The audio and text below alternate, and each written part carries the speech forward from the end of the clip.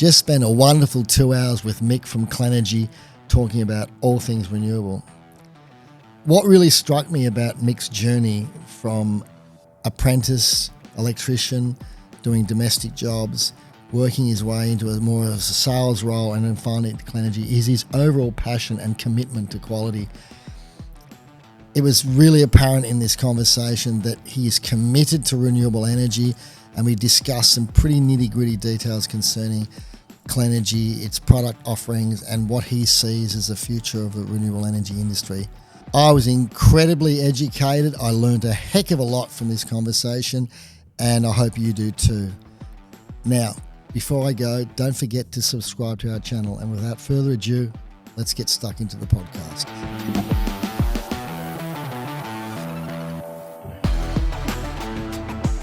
Now, obviously, you didn't start working at Clenergy straight away. No. You were a Sparky, you mentioned before. You did your apprenticeship, and you're working probably on mostly domestic kind of work, or was it industrial? I actually did very little. So Nika, I don't know if they've changed. Much like you do now.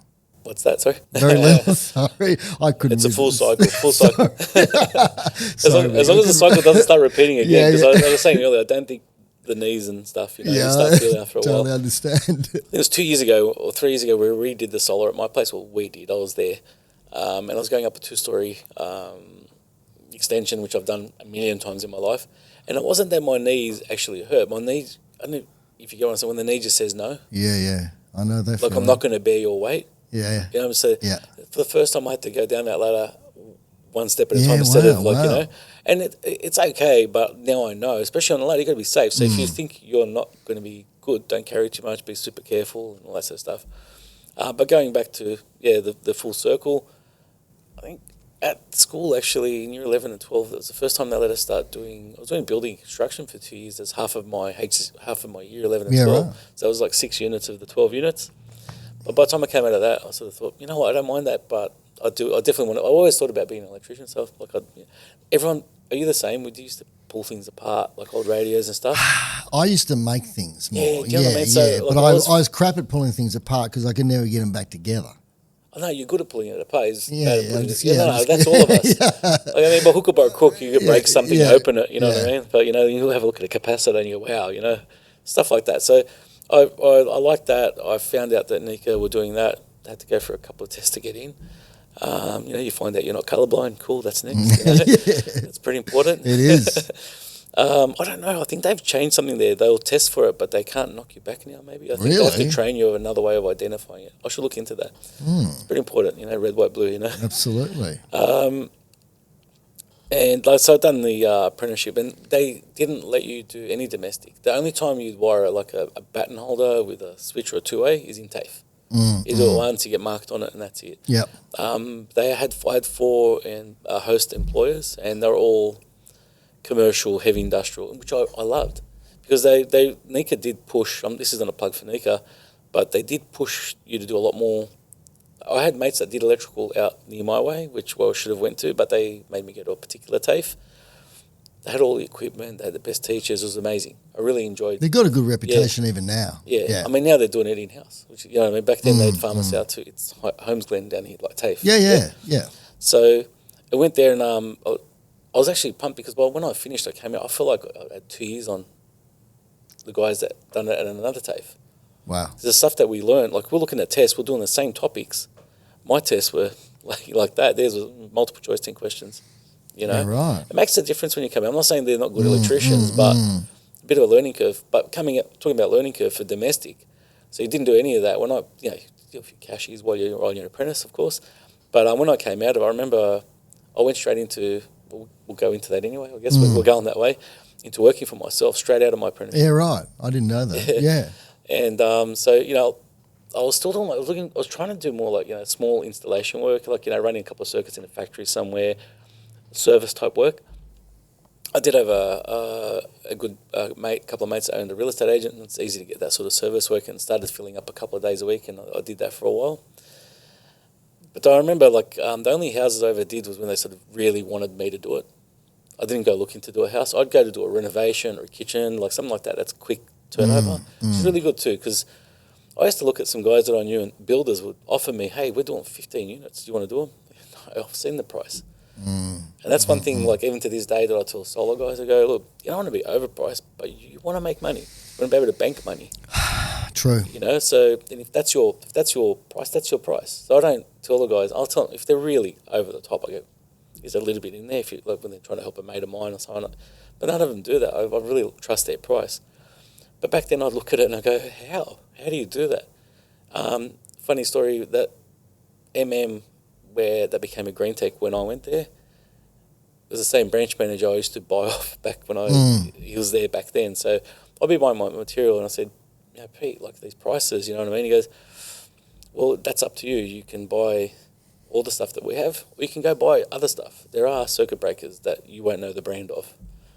You know what I mean? There are, you know what I mean? And back then you could buy like, you know, RCBOs, RCDs, and you'd know that 2 or 3 in a box, if you buy those ones, you're going to return them.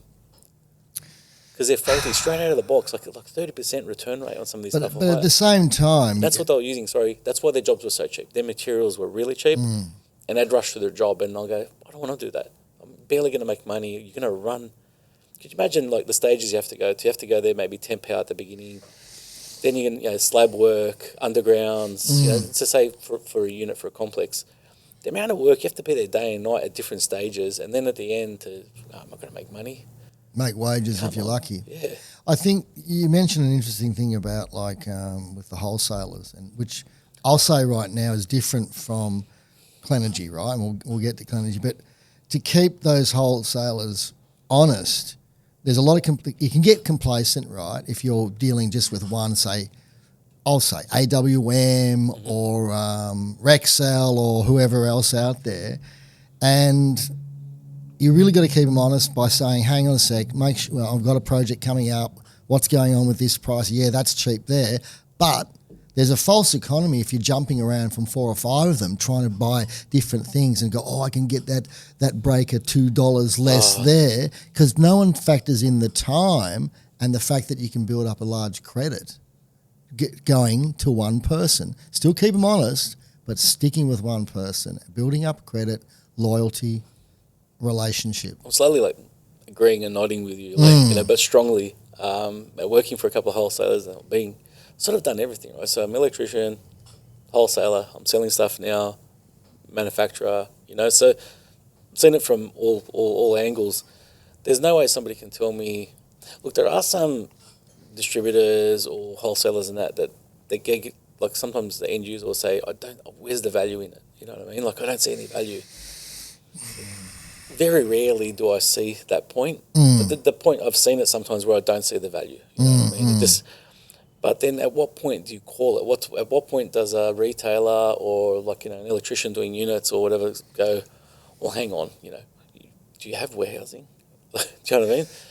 Do you want to open up? Look, I didn't ask you guys, if you want to spread, do you want to have warehouses everywhere? Are you going to have people manning them? You need to pay insurances. You know? The amount of guys back in the day when I was working for myself, I'd sit there and say, I don't think it's enough money to do what we're doing. Did it for 7 years. Yeah. What are you talking about? How much did you turn over last week? Well, last month I turned over this much, but I mean, this is what I made, you know. And Dad didn't really work for himself. There's a few contracts he took on with a couple of partners from time to time, but mainly worked on the wages. So he never really run a business proper, and no one in my family that I knew did. To be honest, everyone was on the wages. So, but I found quickly, I started asking, hang on, so workers' comp, pay as you go, tax, they're not paying it. And then you go, and they go, well, you know, that thing you bought the van, so you leased. I go, yeah, but you know, I couldn't get it, so like, you know, I just put some money out of the bank. I go, hang on, so you're not paying yourself enough. You're not really making money, and you're dipping into your private money. You separate the two. That's just business. You know what I mean? So whatever you have paid yourself, you're just taking it back and giving it. Look, and then you ask them, "Are you making money?" And I remember one of the guys, he wasn't upset at me, like really angry at me. He just I think he was just upset that I pointed it out. Realized that it's not that. But then years ago, happily he found a wage paying job and he was stoked, and he thanked me for bringing it up. It's a hard thing, isn't it? Like, you know, you got the working for someone else, you've got that surety, as much as we can be secure in our employment. You don't make the same money as if you had your own business. But it's a good question. Like you ask a small solar installer doing maybe some resis, a little bit of commercial, are you making money? Unless they've collected the data and done any analysis, how the hell would they know anyway?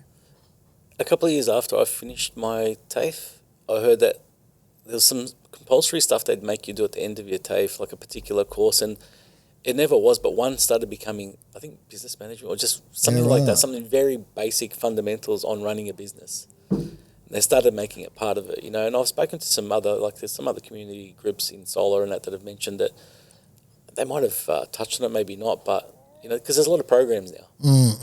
You know, I don't know which ones they're using now because I've forgotten. You know, they've all got different ways that they invoice and all that sort of stuff. A lot of these new tradies, they're really savvy. My plumber, he's my new plumber, a shout out, he really helped me out. Got back from Japan, hot water didn't work. So, you know, wow. He was there. A friend rang a friend, the guy's 400 metres from my house, he came and done a great job, good on him. But, you know, their paperwork, it was immaculate and, you know, I mean, he was so tidy and everything he did. You know what I mean? Like, okay, wow, this is great. I wish I had this. Because the only way you could do this back in the day was to have a 12-volt printer in your van. Yeah. And actually try to print out an invoice. Otherwise, you're waiting to the end of the month, sometimes 2 months, then you got this paper. What job did I do? How much do I charge? How much cable did I use? You know, stuff like that. But looking at some of these programs, and I think they make it really easy. I'm really happy because it does prompt you. If you're doing payroll as well, it does prompt you about your taxes and your obligations. It's hard for People them, are not trying to rip anyone off. They just don't know. But it's hard for them as well because if you're spending as a sole trader all day on site doing the hard yakka, then you have to come home and do the admin as well. Start working. It is, and that's why, you know, you'll see whenever there's a sole trader or anyone with a small business, you know, if they're not paying somebody to come in weekly, it's usually a partner. If the kids are old enough, or the partner that can step in and do that for you, it's great. You know, put them on the wages, pay them something that's great as well. You know, but it's a big job. You know, some of the guys that reach out to me still to this day, and I love that they think of me. You know, if I'm awake, but I'll get stuff at, you know, 11 to 1 o'clock in the morning where they're quote. No, not on a Friday. That'll just reach out and say, hey, I'm sorry if you're awake. Oh my you know, God, no, it's really? But you know, they know. Look, and you answer them. Really? I try not to, but there's a handful of people they can call me whatever they want. Your wife must hate you. Well, those handful. She does a little bit, but that handful, they're the same handful that of the relationships, right, that you've known for ages. Yeah. She knows who they are now. It's been long enough. And if I'm not there, she knows, she'll pick up the phone on my behalf. And gotcha. She's got her own job. She works for ABB, actually. So we started a couple of years ago. So in the industry. Yeah, I was going to say in the industry. Wow. Yeah, so, but, you know, like she knows, honestly, I did have to dial back a bit. If you start, you know, with racking questions, on Facebook and other social media, you can get caught up all day. You know, there's a lot of work there, you know, and you can have all the information at hand, but you can't have it on your phone. You've got to have it on your laptop. If you sit in another room and you're not with your family, well, then you're not with your family at that point. Well, and we said before, we work to live, we don't live to work. And I didn't say this before, but I think you'll probably agree at the end of the day, if you've got children, they come first, then your partner, then you, and everyone else is after that. And that doesn't mean you're a complete and utter prick. Yes. With other people. That just means you're honest about how the world should be. Yeah. So it's and that kind of thing applies to anyone and everything. Now, obviously, from you're in the electric field. Renewables. How did renewables? How did you discover renewables? Yeah. It's weird because I'm just sort of branching off to a lot of things, but I sort of actually was getting there. But that 7 years, I started looking elsewhere after I was working for myself. I actually reached out to that branch manager back then, and I said, look, I told him like a year before it actually happened. I go, look, I'm not in a rush, but you know, I'm not into this gig. You know what I mean? I can do it, but like I'm looking. You know what I mean? But slowly, you know, and happened to be one of the better customers at that time, was doing a lot of they're actually WA based, just a lot of mine work, but came to the East Coast and done a lot of infrastructure work for roads, basically mainly high voltage. So high voltage and infrastructure work, and they're looking after a lot of the substations up and down the East Coast, the transgrid substations, power stations, stuff like that. So I got a gig with them, like happily, you know, and if they didn't close up on the East Coast, I would have happily been still there for sure. Yeah, I mean, I would love to think they would be there, but the guys that I was working with, we travel, like the camaraderie, and, you know, like when you're talking about work, and so that male thing about, you know, the scale of something big, it's a huge job. I mean, there's nothing bigger than like power stations, gantries, 132 to 500 kV sort of stuff. You know what I mean? Like it's amazing. Then don't get me wrong, you know, you're still doing pad mount sort of stuff, roadworks. I remember in Sydney at the time, it was M7. It's a 40 kilometre motorway. That was one of the biggest projects on at the time. So there's a lot of work around that. And then we just go to a lot of regional substations, do that sort of work. And that was amazing, because a lot of people go, is it dangerous? You know what I mean? They go, well, it is. And like, it's the ultimate. If you're going to get zapped, you don't want to get zapped by that, because it just happens once. And you won't be there. They won't have to promote you, right? I'm sorry, I shouldn't laugh, but I am, because I'm in shock. Yeah. Literally. You have to go there. So there was that part of it. But then I also said to her, even when it's some of the domestic work that I did do, when I did do it for some of these real estate agents and that, crawling into a roof of a property with steel conduit, paper insulated, no protection, that's covered in, like I'm remembering one in particular in the Euro train station, so you couldn't even see it. It was covered in who knows what dust from the train for hundreds of years. Asbestos, probably. You know what I'm talking about, right? Yeah. I remember just looking in there, going in for about 2 meters and going, I don't need to be in here. This is too much of a risk for me. I just got out and go, mate, look, you're going to do this. It's a small house. The police ended up buying a house off an old couple, and they turned it into a halfway house. So they had to rewire it. I said, look, you guys take it out, clean the rivers and that, and we'll just run it. It doesn't need full power and light. It just needs a light in every room, a couple of power points, and the kitchen's good. You know, we'll just do that. And I just said, look, I'm not. The thing is, the danger of that, you know, it's still conduit, unprotected.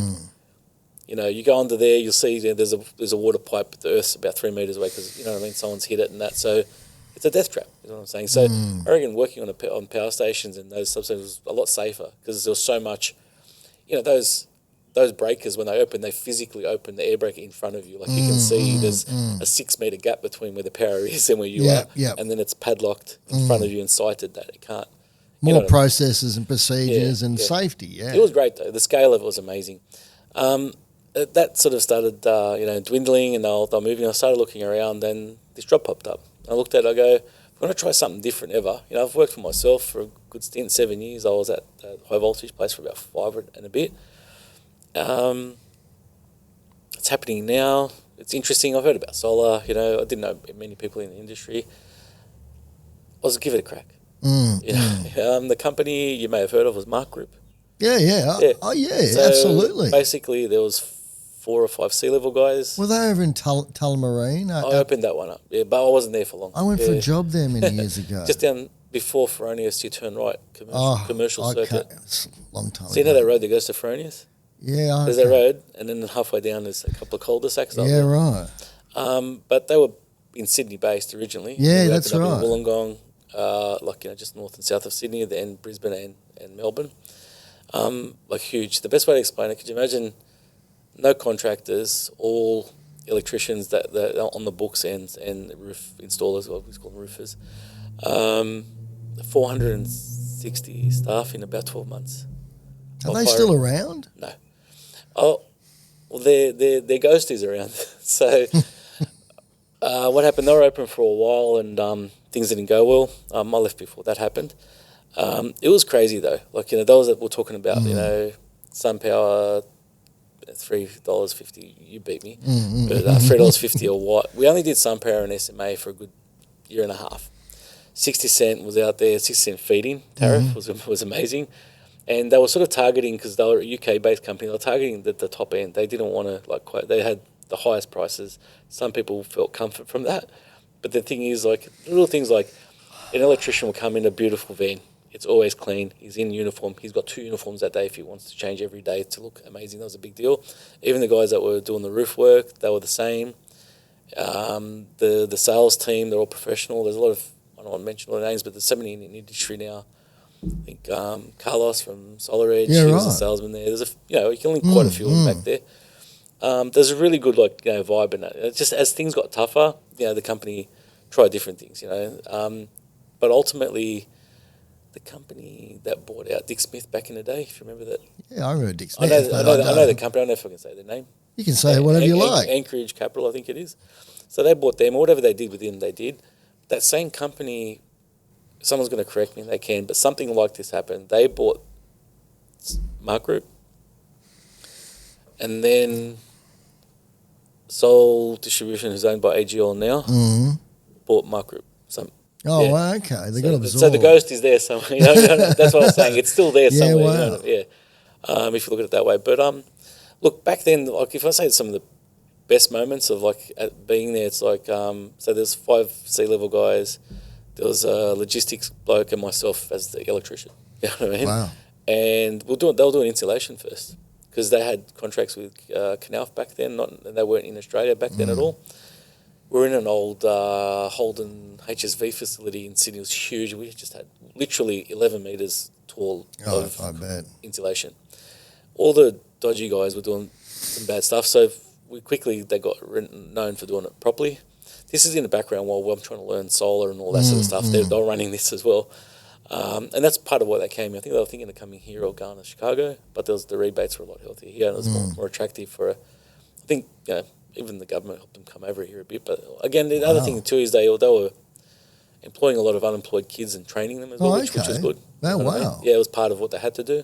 So whenever we were hiring, I had to make sure that we were hiring a good balance of everything. To be honest, it added to, I guess, the measure of the crew and how they all worked. So you've got people from all walks of life, but they're all learning. Solar was new to everyone, even the Sparky that come. They didn't come trained. We were training. I mean, outsourcing, going to TAFE or somewhere. They were getting trained once they started with us, you know. Like I'm pretty sure we had the first academy. We built roofs and stuff like that. I think everyone does that now, which is great. How else do you know? Some guys used to go on that little roof, like off the floor and start freaking out. They're scared of heights. Yeah, wow. How are you going to go on a roof, buddy? No way. No way. Well, at least we found out here. Before you're up on the real roof, yeah. We had harnesses as well, but it was literally you'd walk up to it off the ground. You know what I mean? It was about 6 meters long. It's quite large. So, and it was exciting. So everything we did, I was buying, looking for cars for the staff, setting them up, bunking up bays. I think we had 14 crews at max. I can't remember. It was a lot. And it was 3 kilowatt jobs. They'd 2, 3, 4 a day sometimes. Yep. So, pumping them out. Yes. But the good thing I did back then too, just to be careful, I made sure all the electricians we hired were contractors and had contractors' licenses, so they were taking some responsibility themselves for every job they signed off. So we had a pretty good run rate of no accidents, mistakes, and stuff like that. That's but it was really scary important. because we were flying. I bet. Yeah. Because because really it would have been a high volume, sort of low profit margin scenario, which is really hard to maintain, isn't it? Like all it takes is a couple of bad weeks. And as soon as that, I remember a lot of guys will remember. Well, hang on, it was only New South Wales, so October the 10th, 2010. The 60 cents got cut, but it got announced that day. So you got those people that say, I don't like solar. They're all calling, hey, can you get me in? Can you get me in? So everybody will have those stories. Yes. Everybody will have those stories where not one electrician, nobody was on site that day, all in the office on phones just taking orders. I remember when we were doing it and that $8,000 rebate and was the 60 That was just before me. Yeah, the 60 cent feed-in tariff, the whole bit, and there was people actually getting systems and getting paid because the cost of a 1 kilowatt system just slid under $8,000. Yeah, into the negative, or positive for them. Absolutely. Yeah. And then there was another company that was basically getting all these deposits and investing it on the short-term money market and never doing the job at all and partially paying back. That's another story. There was a lot of shonky shit, a lot of shonky stuff. There was a company in Sydney that did so many STC claims without being checked. The number was crazy. And it was NIMAP that helped them find those jobs. That's what they were doing. Like, hang on. But it was all too little too late. Yeah. By the time they figured it out. These addresses, we've paid STCs on these. There's no solar on them. I laugh because I'm shocked, but there was some crazy times. There was some real cowboys back there. I mean, hey, there's still cowboys now. Not as many. Yeah, with what we call cowboy now, I'm not saying in some instances maybe it's not how cowboy. You got to remember though, people weren't using DC cable I know. for runs. straight through AC breakers for links. DC. Yeah. There was a lot of the products didn't even exist, or people actually they existed. Like you had a deck tight, but you didn't have to use a deck tight. Remember, flexible 25mm grey conduit coming out of a tile with it sticking up. It was fine. No worries, go for it. Understand. Grind the tile, all of that stuff. Even like the voltages. I can't remember if there was a limit back then. I think it was 600 volt, but like in Sydney, I know it wasn't. Yeah, wow. But I don't know I think it was basically whatever the inverter will take. Well, that's what I mean. They were mostly SMA inverters. I'm talking about a long time ago before that rule came in for the 600 versus 1000. Like I'm sure we did around the 1000 on resi. Really? Yeah. It was normal. The inverter can take it. It works well. Look, if the inverter can, it's it doesn't feel good. Don't know what to say now. Yeah. So you've gone effectively from being a Sparky, organising other Sparkies, hands-on electrical work, but Clenergy, it's a completely different kettle of fish. There ain't no cables. There's no voltage at Clenergy, is there? Oh, we sort of are now. We're looking at batteries, but no, there's not. We have to talk about that. If you want to, we can. No, absolutely. I'm not here to sell anything. No, please. We're talking about interesting things, and wow, I want to know. I didn't know about the batteries at Clenergy. There's a quick foray into wholesaling, which we've mentioned, and I remember the thing is, I've always going back to even Mark Group. I should mention this. We started using because I think it might be one of the things we talk about, but we started using. I think when we were there was arid racking. Yeah. Which is amazing racking, well over engineered. WA, wasn't it? Yeah, crazy stuff. It was amazing. Like, I remember that. Really over the top, but crazy. Yeah. We're showing our age, Mick. Then we went to Clenergy. And that's right. I still found it a bit clunky, and I remember doing like tripods, and you had to put down Unistrut and mount the tripods to them. Yep.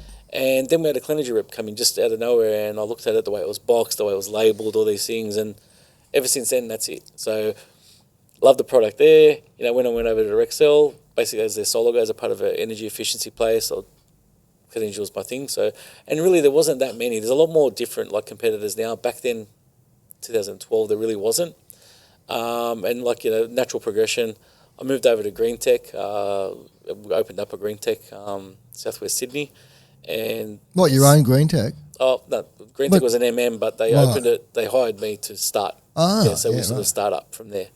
And when I was looking to move out of there, like there was some jokes between myself and Clenergy about how much I love it, and always posting things about it and stuff like that. I think the joke was, the VP said to my boss, the worst thing you did was hire Mick. I guess we used to sell a shit ton, and we didn't pay him for it. But now he's on the books. You know what I mean?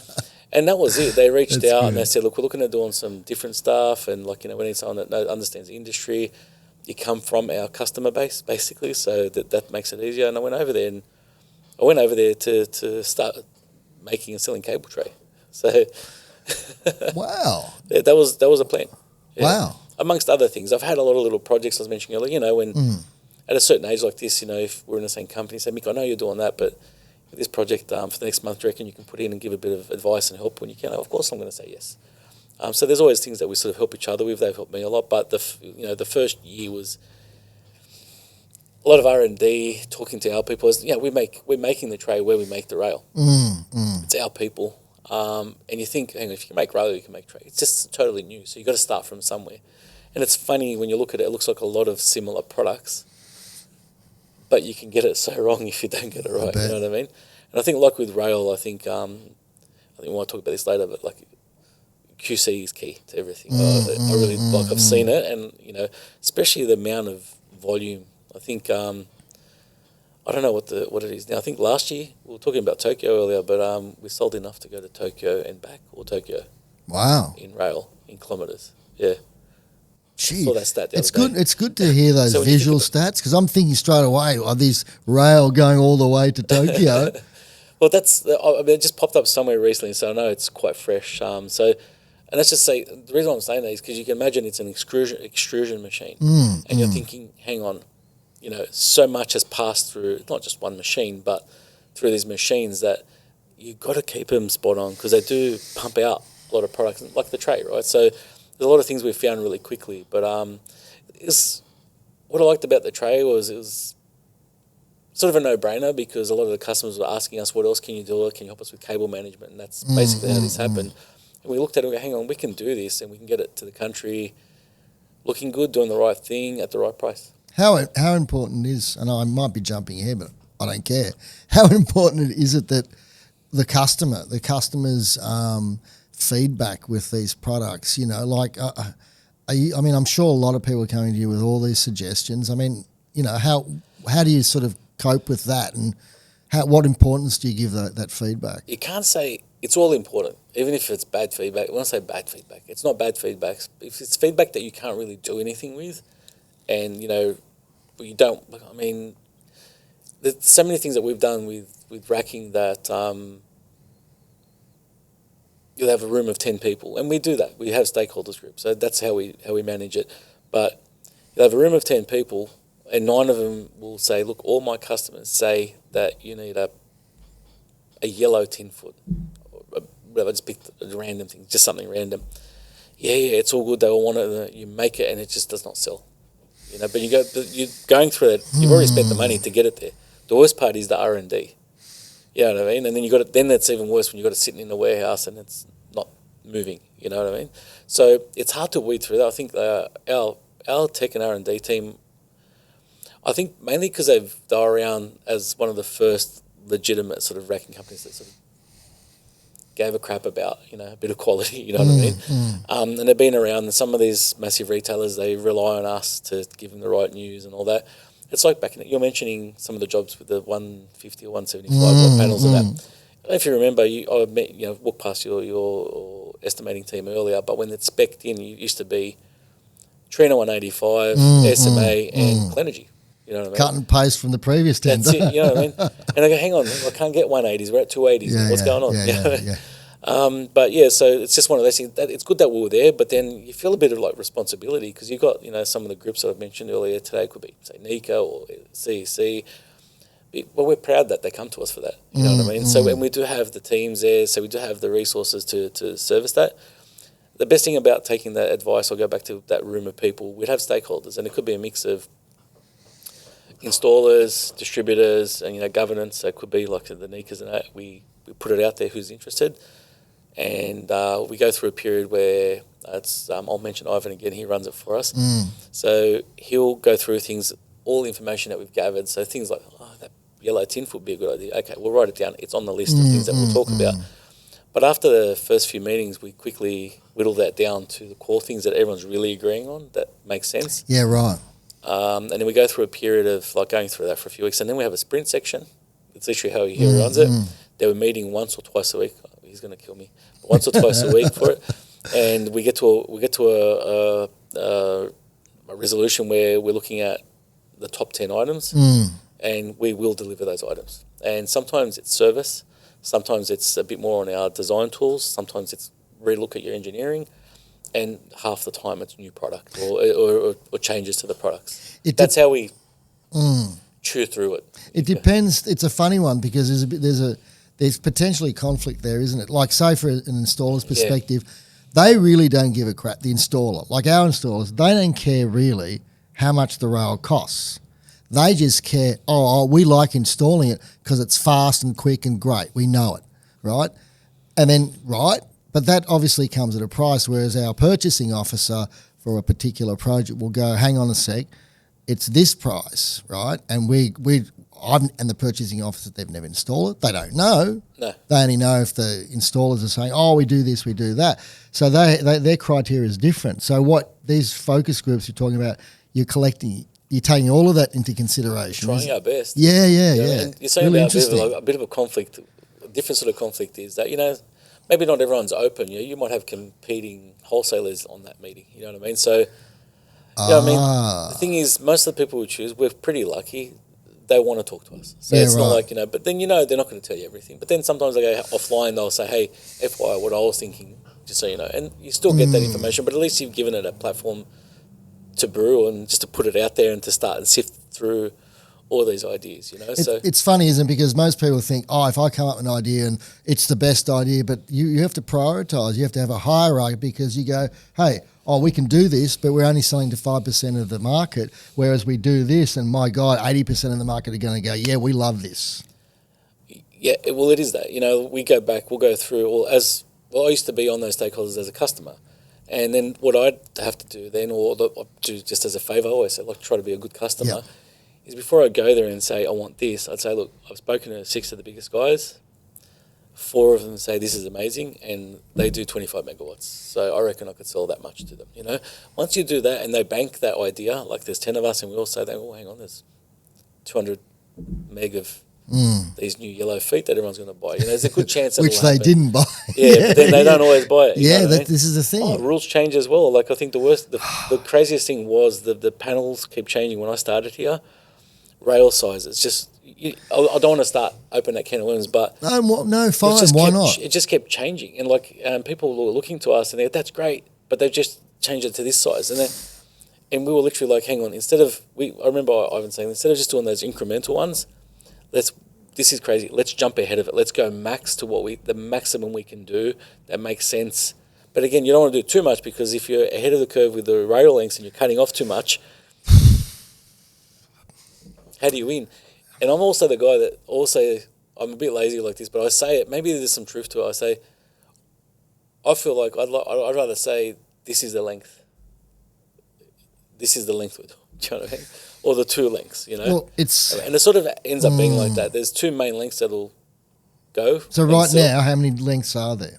You can order whatever you want from us. If you got it, and you don't need a massive volume. So if you had what kind of lengths are we talking? At the moment, what are the length offerings? I think the most popular shorter length is a 3.6. Yep. And you've got up in that 4.7 to 4.8 space. We've got people with at 50 mil increments above and below that anywhere, and it just depends what panel. Like if you've got a company that's selling, let's say they're selling a Greenwood panel that happens to be 5 mil longer than wider than every other one, and you have a length that suits you, then you as a distributor will say, look, can you give me the 4.735 whatever, and we'll say, well, how much volume do you have? And if you do, we can do it. You know what I mean? It's not a massive volume, but if you can hit those marks, then you can have that rail. You know. Wow. The worst thing is that once you do that, then that's going to cause, when he goes to the other one, he said, well, he's got that one. Why don't you have it? It's I don't think it's a vicious circle. Because obviously, from a design perspective, an installation perspective, if you never had to cut any rail at all, what a wonderful way that would be. And we have dealt with companies who we've done their work and they've designed big ones. I won't say who they are, but you probably work them out, who they are, huge, and they used to design. Then the other way is that if you've got waste, right, some people go, I've got waste and maybe I should make up another section of rail. But the reality is, once you take into consideration another rail joiner and the effort of cutting and all of that, it negates the fact that you've wasted this excess rail that really maybe should be used on a domestic job, or they can go to my place as a straight edge.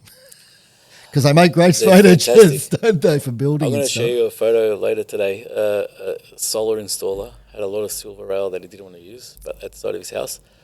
And when his pool builder came, they had to build a really big fence. So he put in these 75 by 75 gal posts. And he goes, I need something like this where I can adjust it, because we're going to put similar to the paneling behind you, but vertical out of that mod deck, that plastic wood. And he goes around and he goes, how much? Can you buy more of that? Show me the 10 feet. How's it work? He goes, okay, because he was putting them every 400 on a over a 6 foot fence. Wow. And he goes, I want this. Where do I get it? And he's got a nice flat surface on it, that 45 mil thick. So I'll put him 450. It's going to hold the paneling really good. This fantastic. Because this is cheaper than the stuff I normally use. And it's aluminium. It's near a pool. It's not going to corrosion and stuff like that. I want to see that photo. I'll show you. Because I've often looked at this rail going, this stuff, the profile can be used for so many things. Yeah, really, apart from renewables. We started looking at it, things like that, during COVID at its peak. What else can it do? If things go really haywire. Well, and we came up with some great ideas. You know what I mean? There's so many things. It's endless, because you think if you start looking around at things that are really modular. Yes. Let's talk about strut profiles. I don't want to say a particular strut. The U-shaped profiles that are out there. that's like big guys with Lego. Yeah, They're building like inverter stations out of it. And then I remember going to a job back in the day, and they had a plumber's got a different version. It's like 100 mil by 100 mil. It's really heavy duty. Right. It's called King something. That's like next level Lego. Wow. You can build bridges off that if you wanted to. Wow. But I remember somebody's making an inverter station. Hey, dude, what's this? Oh, wow, it's got a really good foot. It's got a flange. It's heavy duty. It could hold like a car up, you know what I mean? But you start looking at that and you go, hang on, I could do anything with this. And Mick, you mentioned about support. Yeah. What does that mean? Well, it can mean a lot. So we have like a lot of, at Clenergy, a lot of people will just pull like the tech people, you know, we do separate it through engineering and tech. So they'll have two groups. You'll have the technical people, like so tech sales people, and then they give you advice over the phone based on all the engineering. Then you've got the engineering team. So, you know, they help in different ways, but I find like the tech sort of people or solutions engineers, also we call them, they'll help our account managers. So more on the sales end, talking to the end user or the distributor. So there's that part of it. But then there's an in-house, like you guys sitting there breaking down massive projects and trying to apply our product in the most economic way for the customer and stay safe and stay in the ground. But so you're talking about the end user, but in most cases, apart from some of the really old customers, you're selling to the wholesaler. But let's say like Greenwood buys we've got a 1.5 megawatt roof mount project coming up.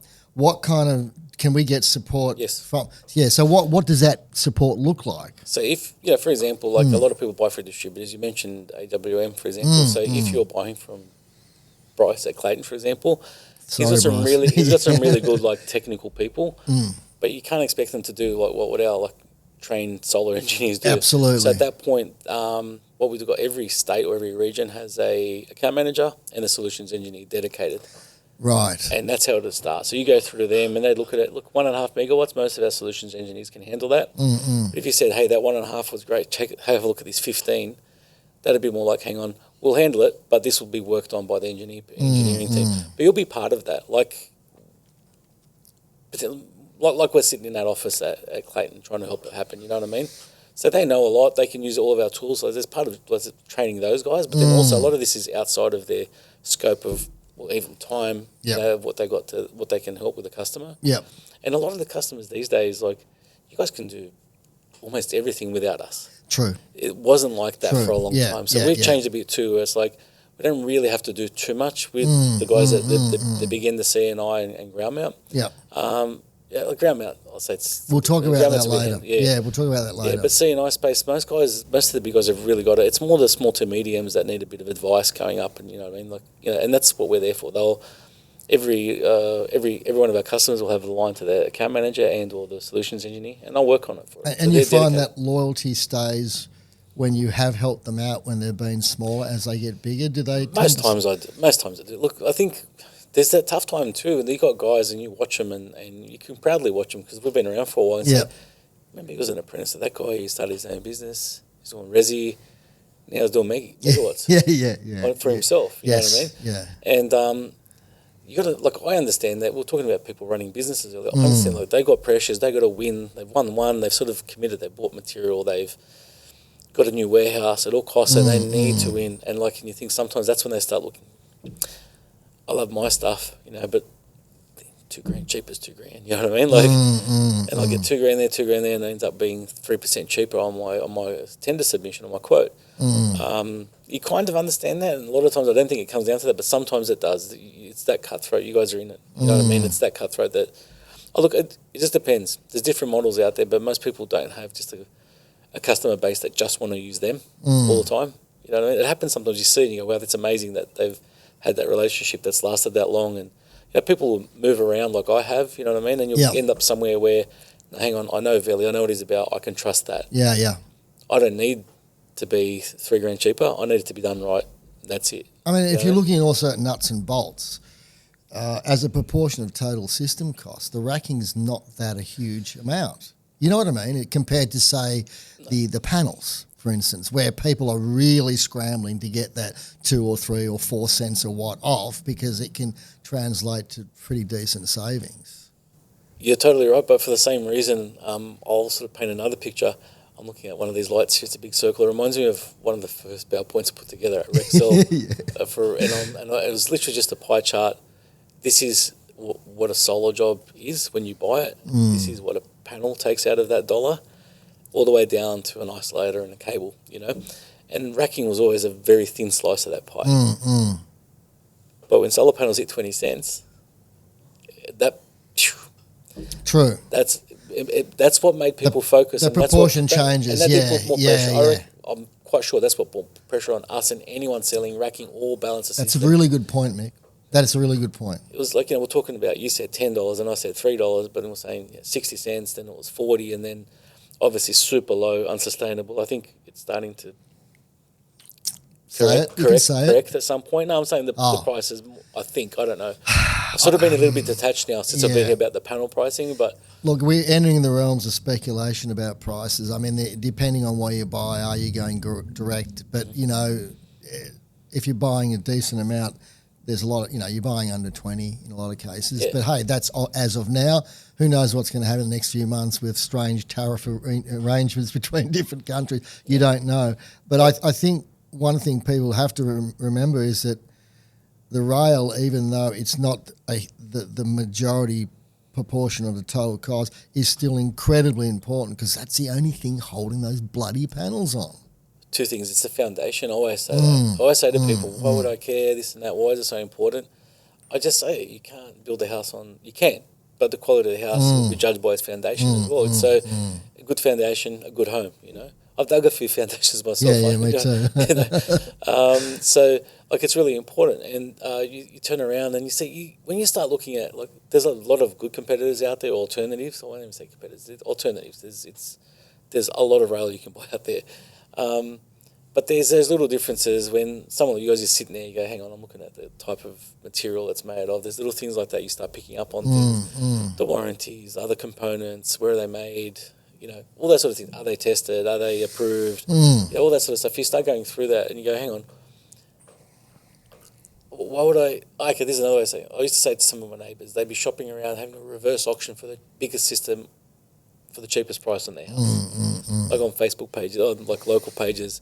And I'm like, guys, you know, like you hear the same people saying, I need solar, power price is so much, this and that. No. Yeah, so why would you? You're struggling, you're on a massive mortgage, you've just moved in, you want solar to help you navigate your day-to-day living costs and your cash position, how you doing? But the first thing you're going to do is you're going to try to find the cheapest guy with the cheapest crap to run all over your... I mean, I'm Southwest Sydney. You can't buy anything for under $1 million. Yeah, well, yeah. It's not, you know, on the water. It's very, you know, I'm just saying. So you've done that, and you're going to let someone walk over a massive investment, your biggest investment, most likely, and just put whatever on there. Like, you know what I mean? Like, it's a bit weird. It's just how it happens. It just is what it is. I think they just think it's very detached from reality, and then once it's up there, I'll see my bill, and she's all good. But then on the other hand, you know, you look at there's jobs that we've knocked back with friends that go, are you sure? I won't mention actual jobs, but if you look at really public areas and you're talking about, you know, the V2500s, I've seen V1000, right? You know, importance levels of the. So, you know, we're talking about, you know, public areas, hospitals, ambulances, and that. Hospitals, and emergency centres, and doctors, and public areas. It only takes one. Really, it only takes one interface to fail. If it happens to be at the end of a row, with a few other things that aren't spot on installed, you're going to hurt someone, you know. And you can undo us for almost 2 decades. You can undo 2 decades real quick if you don't get it right. And we've always, to our detriment, some people have said we're a little bit too safe sometimes. You know? The thing is, we try to balance it, you know, like spacings and all that. That's the challenge. Yeah. So. I mean, at the end of the day, you can't control how your product's going to be installed. No. That's the issue. Your control it basically leaves when the product goes out the door, and you'd like to think that the people putting your product into position in installing and doing the right bloody thing.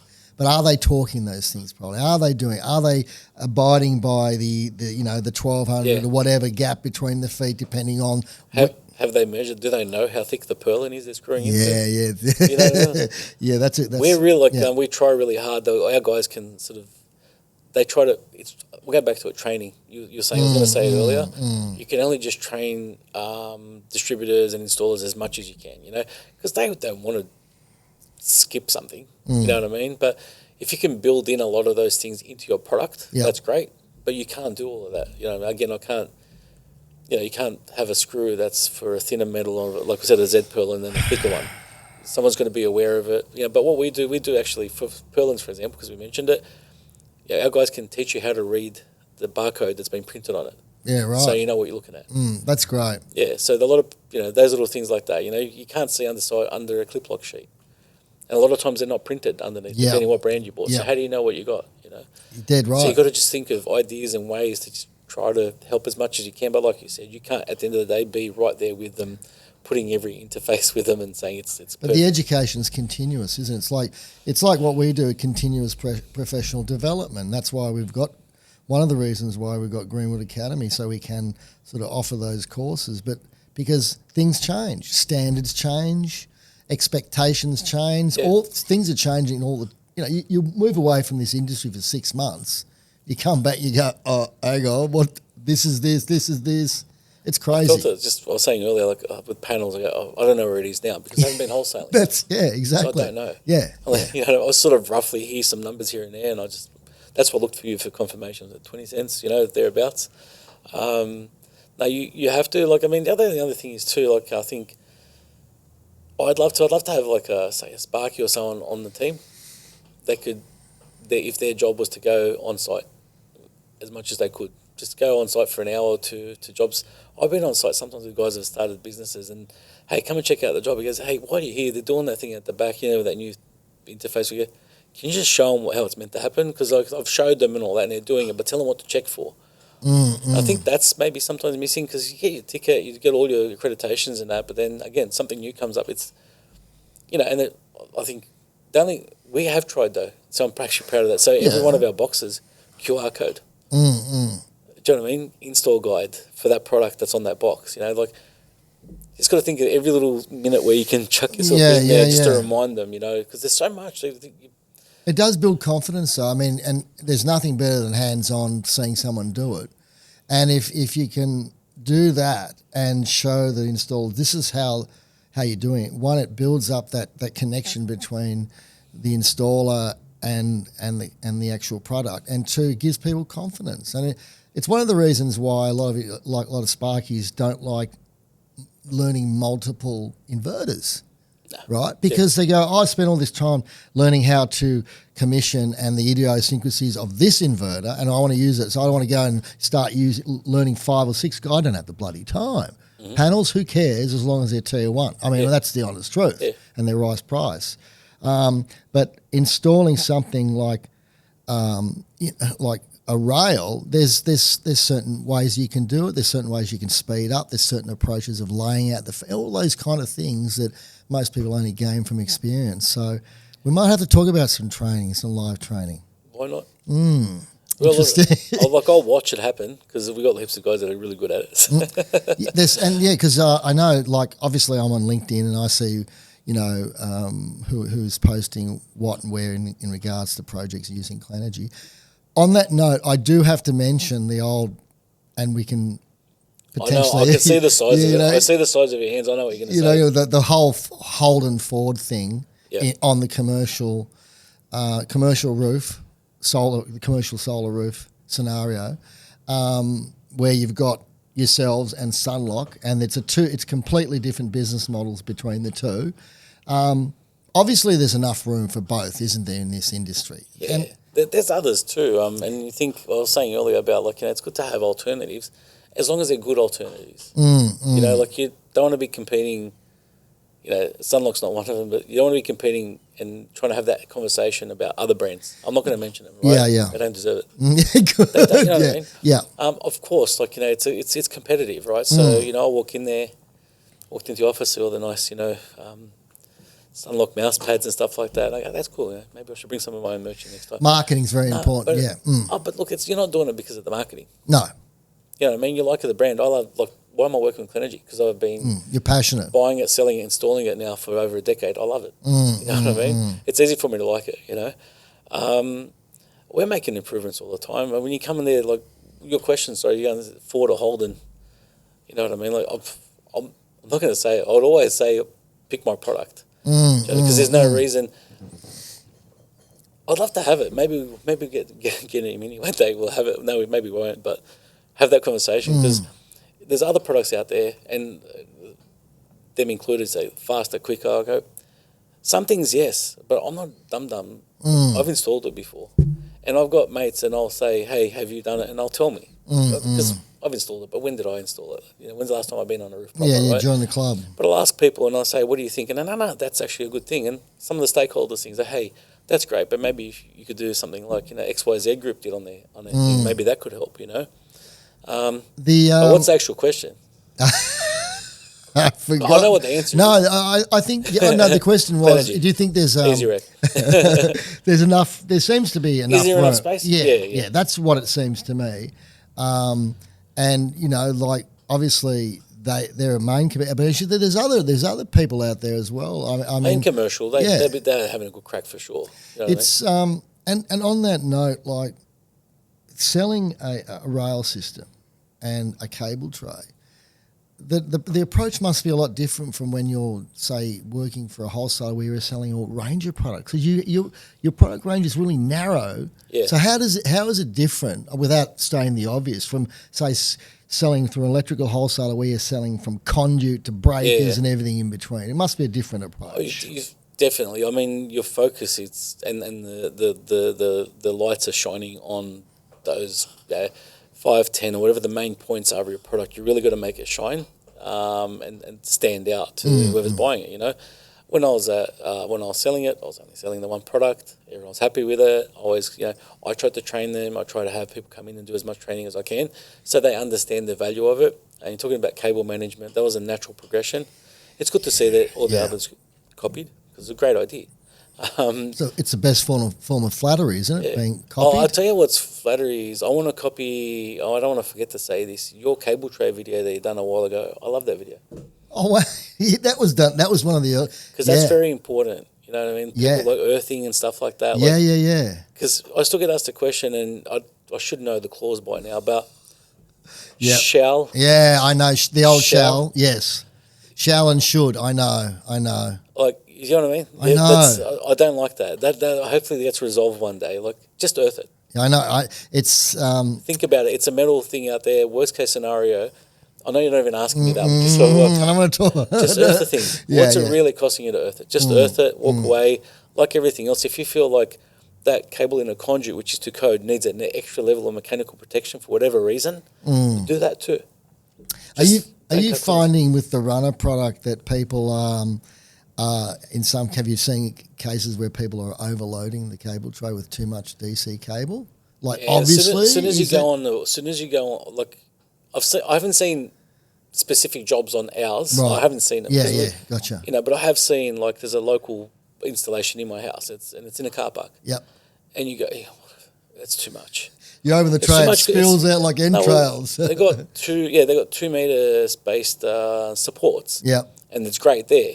No, but then it's a 600 tray, so a 600 tray is going to flex more than a 150 because of the span. So, I see a lot of that. But then my biggest issue then, that was open and unenclosed. Yeah.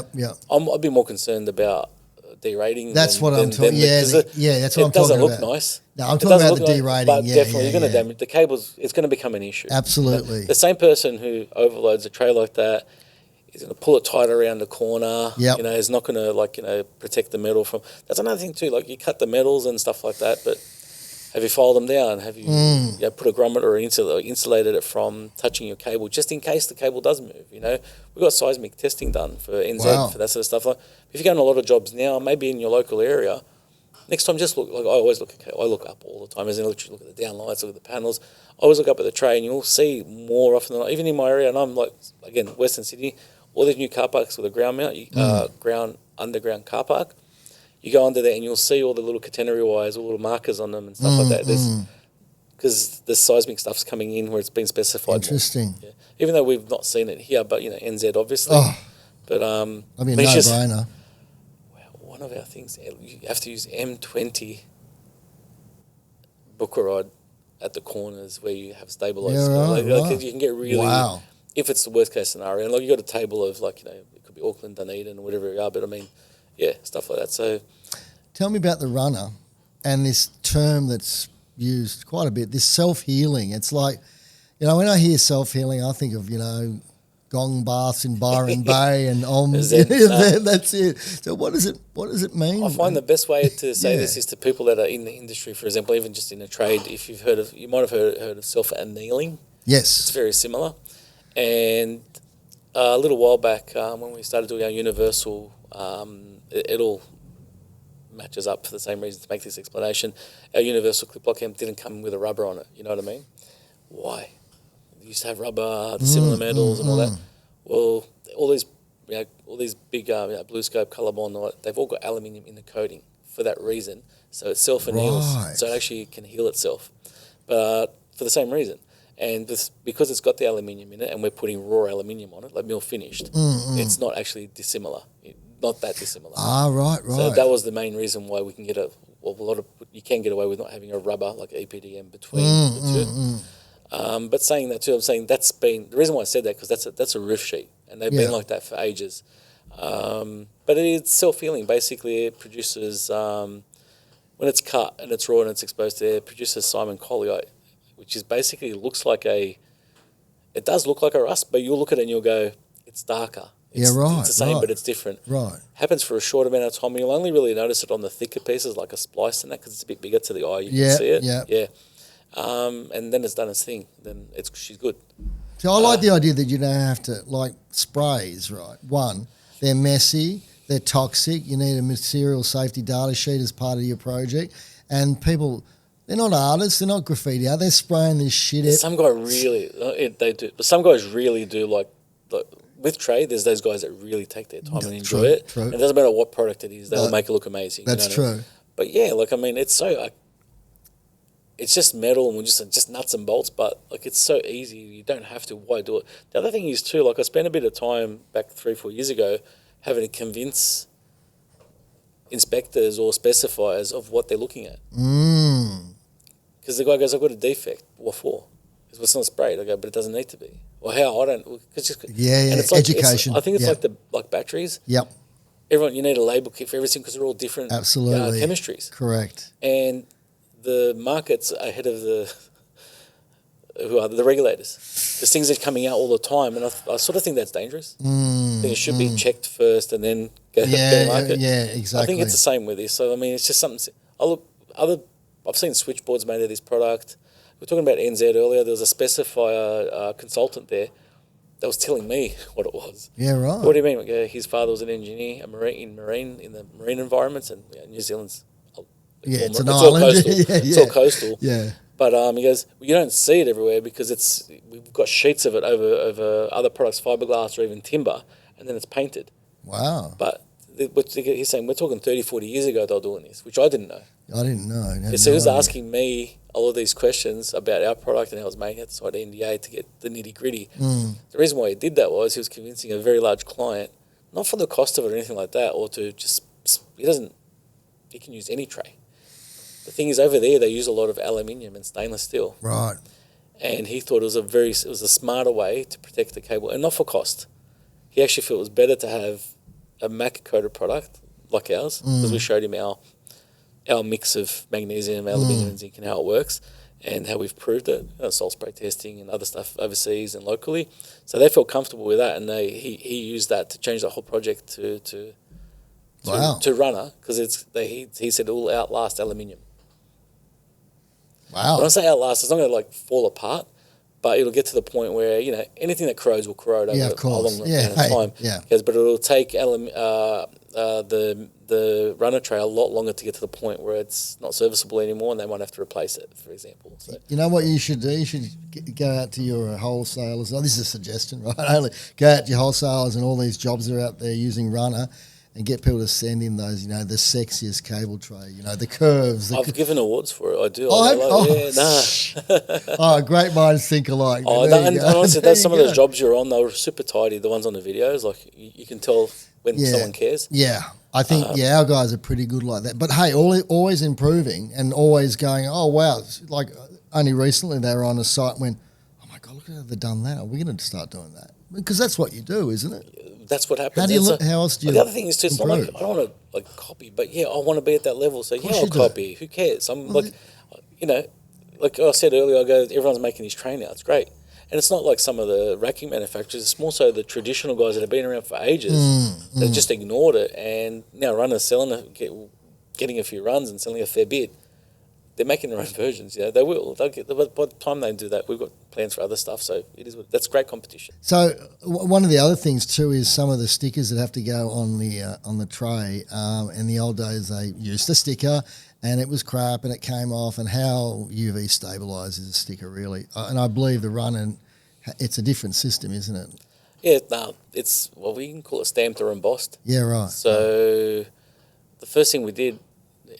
Pretty sure it was my idea. We weren't looking at it first. I go, hang on, because we're making something from new, right? We can have these things. I go, hang on, I didn't understand how our manufacturing. I hadn't visited there or anything at that point. What can we do? I go, whatever you want. So we're already stamping the runner logo into it. I go, when it's getting stamped, can we just make it? Because at the time, I spoke to a few guys and just checked. I think 2 meters maximum spacing. Yeah. It's a 3 meter thing. I said, okay, so bring it in 0.5 meter from each end. So if they join, it's 1 meter, and worst case, it's 2 meters. Well done. It wouldn't hurt to do more of it, but the thing is, you're looking at the economics is the more you use the stamp, you have to get a new mold at some point. Of course, bang. And then it also can start to deform the thing a bit too much. So we did that, and at some point we included it to punch little holes out in the side, so they're pre-drilled, so less swarf when you're drilling into the thing. And it's easier, when you're drilling through like sheet metal, it'll bounce around and on the roof. So that won't happen, and it'll be less swarf because it's already been punched out.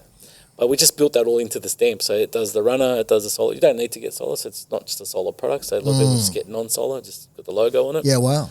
So that's in there. And like, the thing is too, it's weird that I don't know. I should know. Like I think Bakelite labels, are they still accepted? I don't know.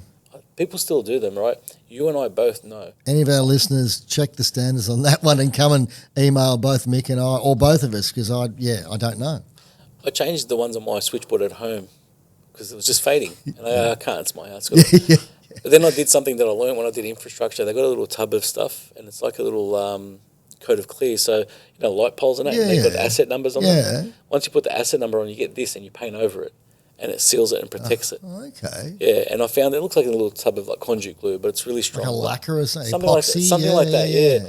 And so I did that, and then I had that around the house. Yeah, wow. That'll last, Wow. But the other thing is, so you're sticking something on. I know in Sydney, like where you do labels on switchboards, for example, one of the network operators, you've got 3 in New South Wales. One of them will ask you to fix the label to the actual switchboard physically, so with a fastener. The other ones will accept stuck on.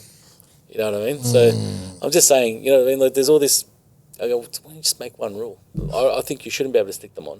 Don't tell me about one rule. And I think sticking something on a roof, like another good example, I changed my original system, which was on tilt legs at home, and I didn't want to use like solar Corrie because I didn't trust it. So I just got HD, and I'd come out through the top of the clip lock, deck tight, and just done a nice dog leg up the back of the tilt leg, So that was on the south side for 5 years with a Krauser name isolator. They were the better ones, right? Yeah.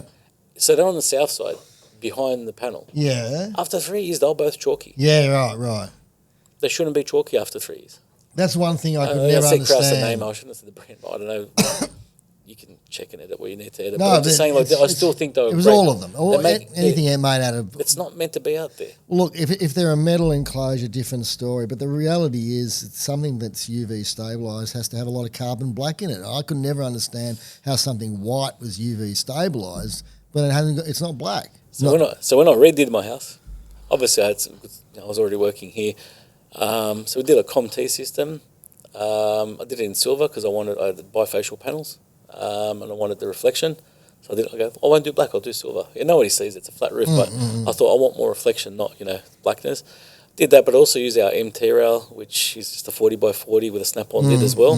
So I go, and I don't know if you remember the movie Full Metal Jacket. Yeah, of course, Stanley Kubrick, great movie. Yeah. So that's what I said. I go Full Metal Jacket. There you go. So nice. You know what? When you think about it, when I did my house first, I used a Radox cable, which I didn't have to. The German stuff, the red and blue one. I didn't have to use it, but it was my house. Actually, they were Swiss, weren't? Was this? I think they were Swiss. You're right. Sorry, they were Swiss. Yeah. So I used that. Like I'd done so much extra little things because Sparky, I did my own house, and I made sure, like it was legit and that. So you know what? It's still DC cable. If something went wrong, doesn't matter how much money I spend on that cable. It's not protected with conduit. Not everywhere. It was through the flat part of the roof. I thought if we ever need to pull it because it's a flat roof, it's in conduit, so I can, if I have to change it or something. But I just like the idea, and it's all on the outside of the house. So I just feel so much more comfortable about that because it's a DC system. You know what I mean? So very cool. Doesn't matter how good it was done. Like I was there. It's done. The guy who done it, I've got to shout Marco. Thank you. Is a great installer, but I'm saying, you don't know. Like you've seen people. Like, what's Marco's business? Yeah, feel New free. South Wales Solar. No problem. Easy. I'll check you out, Marco. I'll see what you're like on LinkedIn or your website. Yeah.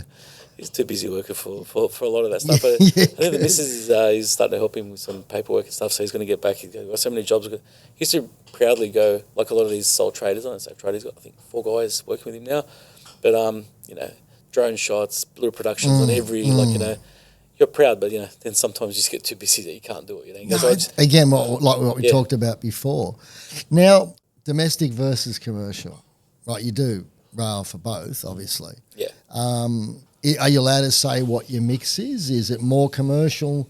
Definitely. Yeah. Commercial by volume because we're still got a good chunk. Right, of course. I think, give or take a couple of percent, we're 40% of the market, and it's been like that for a while. Even after a lot of a lot of competitors, and then during COVID, because we had really good supply and secure supply, and we were happy to hold stock locally. It cost us money to do that, and we didn't put our price up. We stayed very fair for the whole period. But the share's gone up and down, but it's still there. And a lot of it, I look at back, some of these key big guys, they'll look at other products, but they go, it's not worth the change. Because there's a lot. The bigger the company, the more they look at, and that's great. Slavery, all these sort of things, but everything. And whenever they call, you've got an army of people. They like the idea, and I think sometimes, they need to be, they need to be diligent and making sure that they're picking the right supplier. And I think because we've been around for that long and we've done a lot of these things, we're still very unique in some spaces where we're the only ones that do some stuff that they ask for. And we have, you know what I mean? Like, I don't want to say what they are because then everyone will do it. Fair enough. Yeah, so there's some of those things that we can do that others can't. And some of the things everyone can do, but I guess maybe we're in a better position because it costs money to do a lot of stuff. Maybe we're in a better position there where we have some flexibility or we bank money for R&D and for these sort of things in advance so we can afford to go and do these additional exercises and tick those boxes. Is the old ESG stuff, environmental, social governance stuff, what's Clenergy doing in that area? We have massive systems overseas. Japan, I know, we have the ones that are on our own buildings. There's ones that we own. We're retailing. You know what I mean? I've seen some SCADA systems where we're measuring everything we're doing. Because we're in we've got offices. Japan, it was Yokohama. I didn't get to visit it. Unfortunately, I was staying really close. Should have went. That's work. I was there for a break. But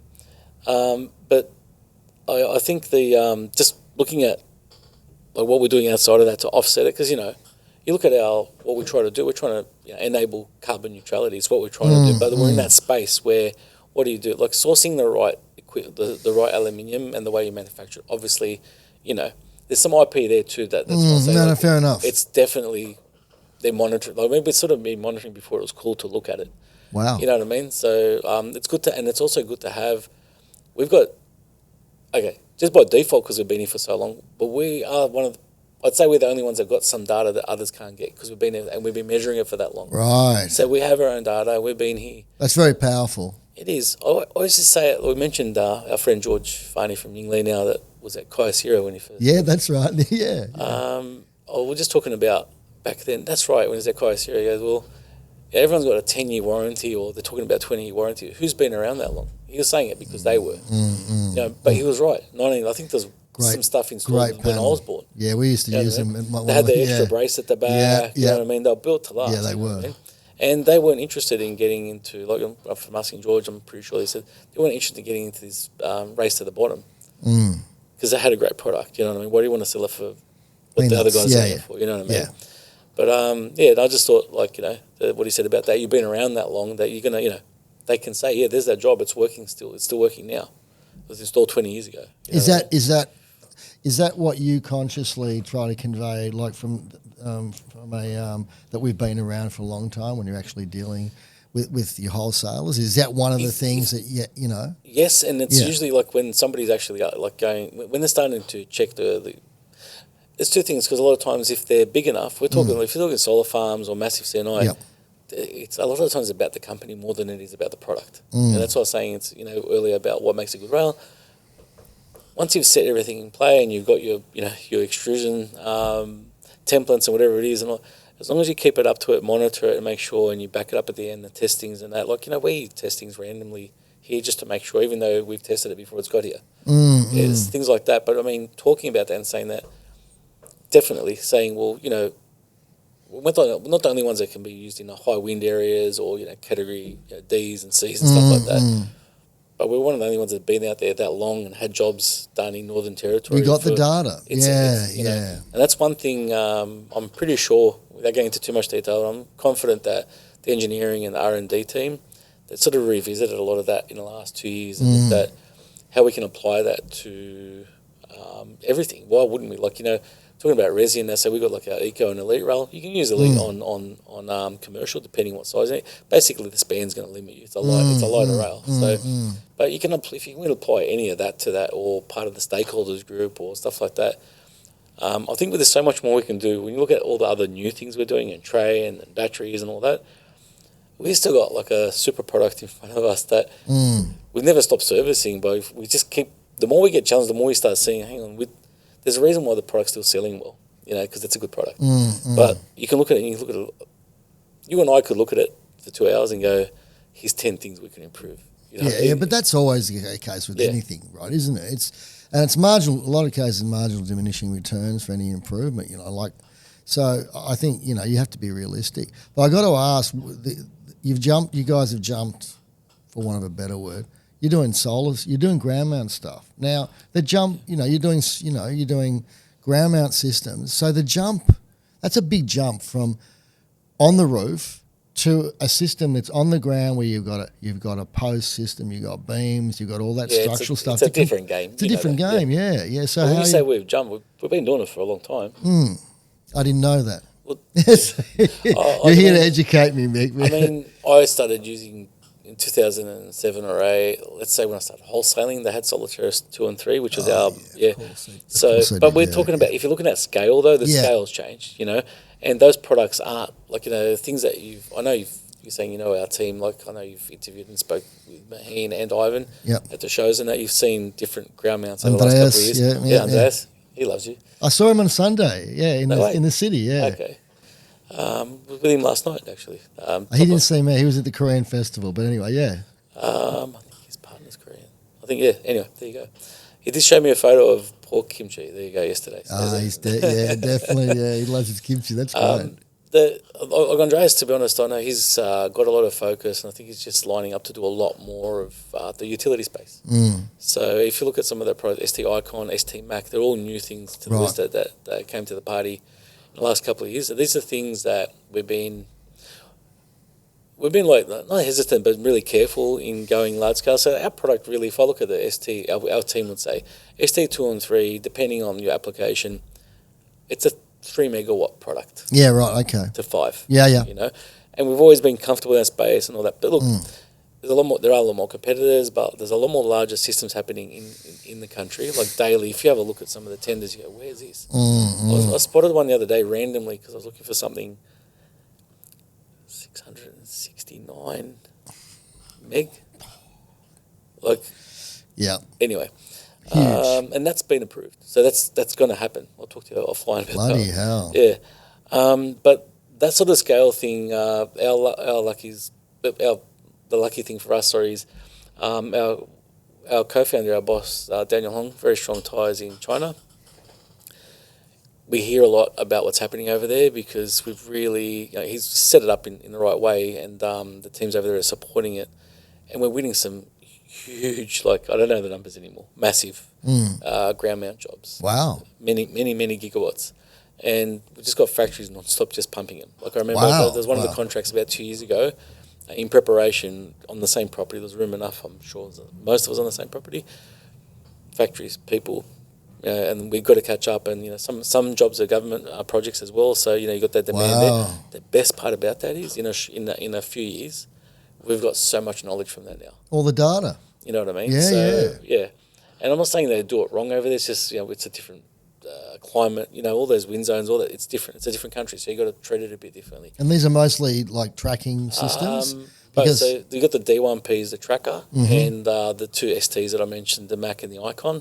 And they're both made from the same material, same treatment as the cable tray. Because you know what? And it's more metal. More spacings. More spacings, and they can actually, the way they've designed it, it can pack better in a container.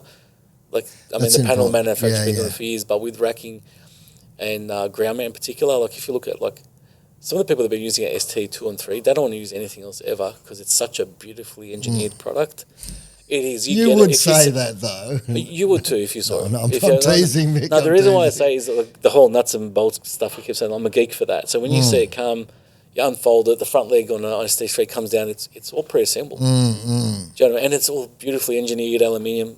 Maybe there's way too much of it, I don't know, but it's amazing. It's an amazing product, but it's gone from there because it has to stay competitive, and that's why the steel comes in.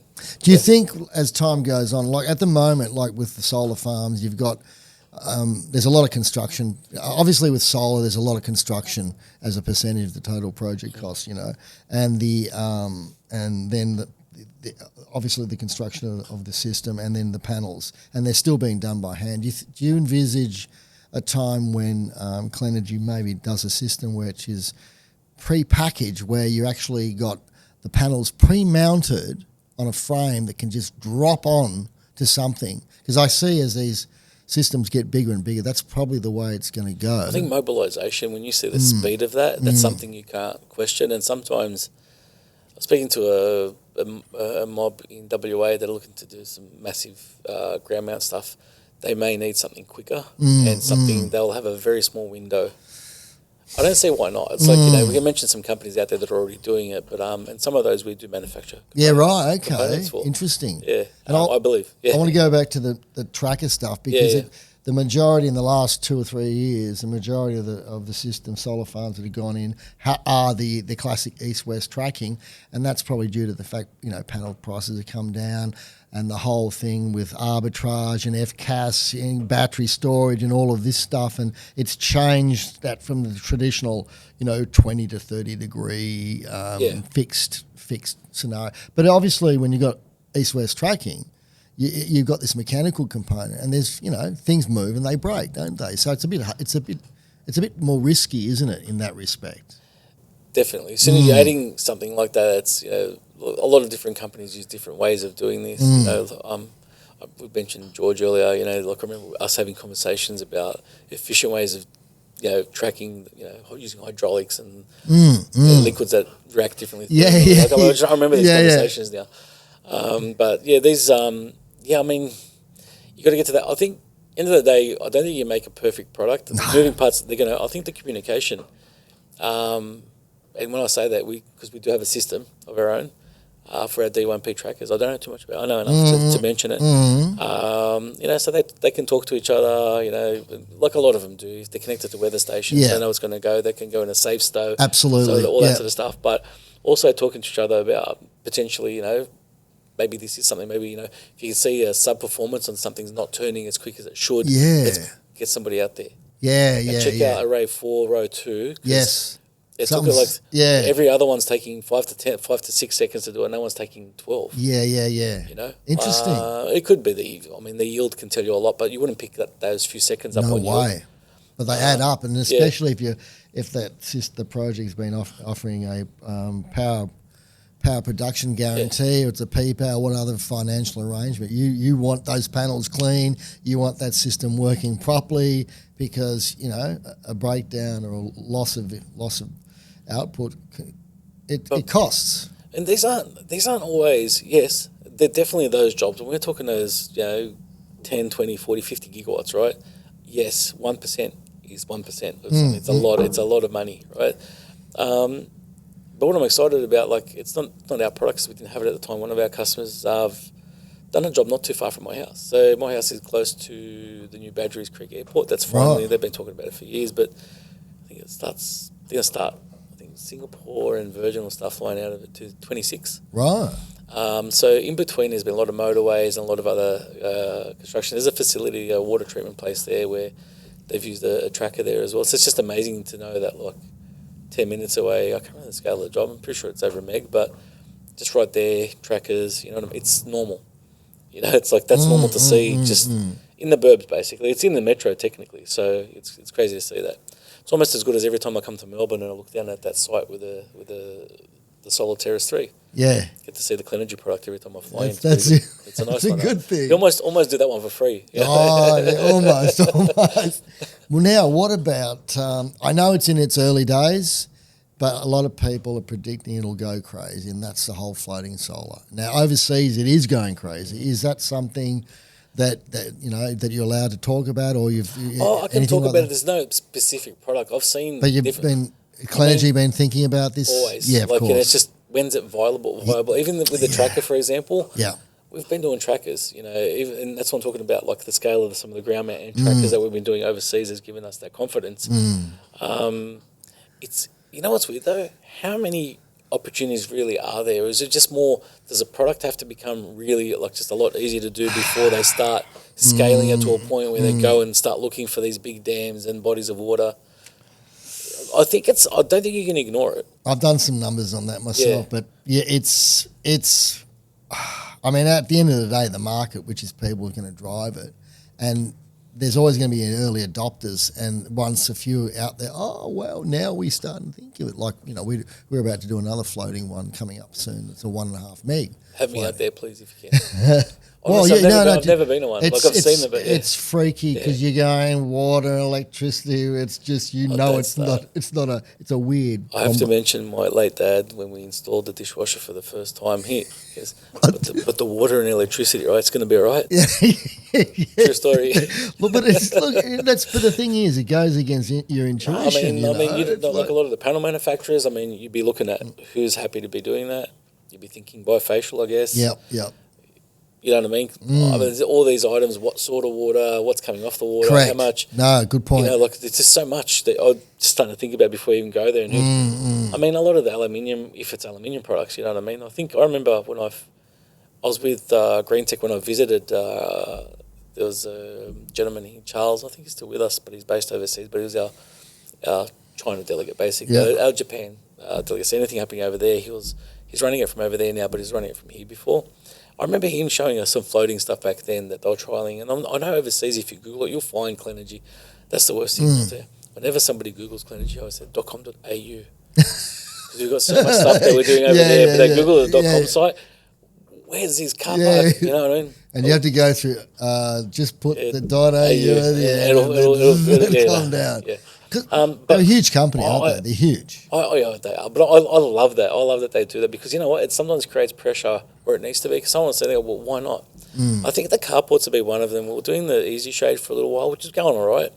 But we got more inquiries for, it wasn't suited to the large scale sort of stuff. So we've got a few partner guys that have already gone onto it, and we've trialled a few in Australia. I know you're not asking that, but it's more serious. Talking about civils and stuff for ground mount.